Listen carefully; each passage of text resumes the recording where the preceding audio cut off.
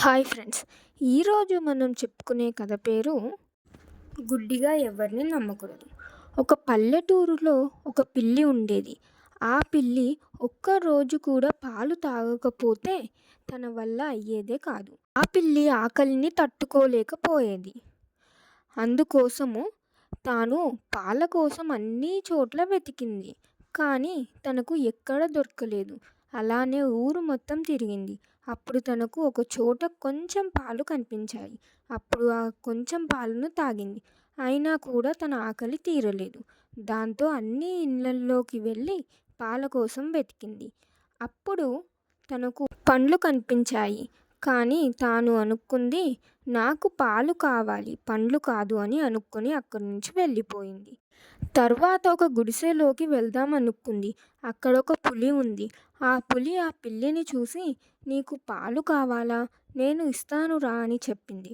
అప్పుడు ఆ పిల్లి అర్థం చేసుకుంది, గుడిసె లోపలికి వెళ్తే ఆ పులి ఎలాగైనా చంపేస్తుంది అని, నేను రాను, వేరే చోట పాలను వెతుక్కుంటాను అని అక్కడి నుంచి వచ్చేసింది.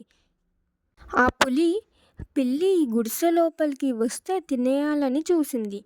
కానీ ముందు జాగ్రత్తతోటి పులిని గుడ్డిగా నమ్మకుండా పిల్లి అక్కడి నుంచి తెలివిగా తప్పించుకుంది.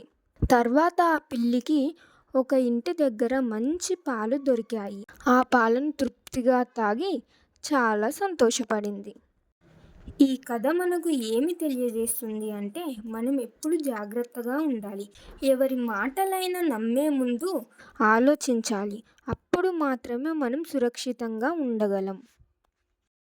పిల్లి తెలివితోటి పులి మాటలను నమ్మలేదు. అక్కడి నుంచి ఎలాగో అలా తప్పించుకుంది. అదే పులి మాటలు గుడ్డిగా నమ్మి ఉంటే తనను ఆ పులి తినేసేది. సో కేవలం ఇలా యానిమల్సే కాదు, మనుషులలో కూడా మోసం చేసేవారు ఉంటారు. కావున ఎవ్వరి మాటలను గుడ్డిగా నమ్మకండి. ఏది కరెక్టో కాదో అనేది ఆలోచించండి. వారు చెప్పేది నిజమా కాదా అనేది ముందు తెలుసుకోండి. మరి మీరేమంటారు? నేను చెప్పిన విషయం కరెక్టే అంటారా? ఈ కథ మీకు ఎలా అనిపించింది అనేది కామెంట్ చేయండి.